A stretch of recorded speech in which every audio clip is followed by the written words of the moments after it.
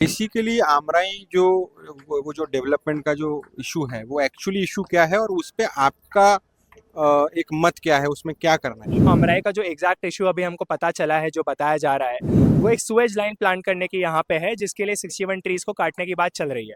तो Suez line यहाँ पे जो कट रही है उसमें हमारे दो मुद्दे यहाँ पे मेन है। पहले तो यहाँ पर एक प्री एग्जिस्टिंग नाला है, अगर वो उसी में एडजस्ट हो जाए तो बड़ी अच्छी बात होगी।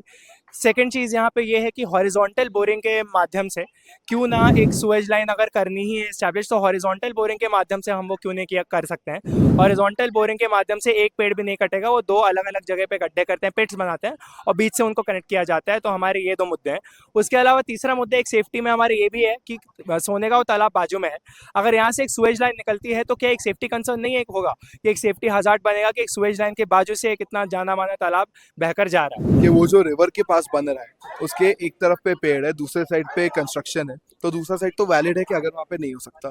But now what you have to focus on, इसके ये जो 61 ट्रीज मार्क किए गए हैं जो एनएमसी के द्वारा हमें मैप प्रोवाइड किया गया है, उसमें दिक्कत ऐसी है कि अगर मेरे यहाँ पे पाइपलाइन बन रही है और 10 फीट उस तरफ एक पेड़ कट रहा है, तो उन दोनों के बीच में जीरो कोरिलेशन है, सिंपली क्योंकि मलबा जितना है, जितना कंस्ट्रक्शन का डेब्री है, जितना काम है वो बीच में हो सकता है। तो my only issue with this is कि जो पेड़ों की मार्किंग हुई है वो इनअप्रोप्रिएट हुई है, स्ट्रेट अप गलत पेड़ मार्क किए गए हैं एंड मोर ओवर ज्यादा पेड़ मार्क किए गए हैं then the amount that should be cut.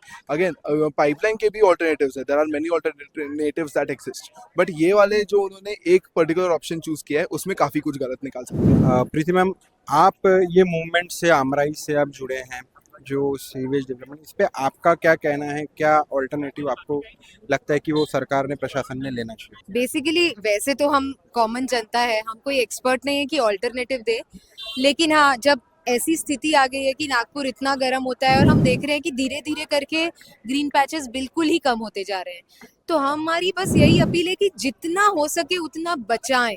नए तो लगेंगे, कब लगेंगे, कितने बड़े होंगे, सर्वाइवल रेट हम देख रहे हैं, कॉम्पेंसेटरी प्लांटेशन भी जो करते हैं वो जिंदा नहीं रह पाते ज्यादा।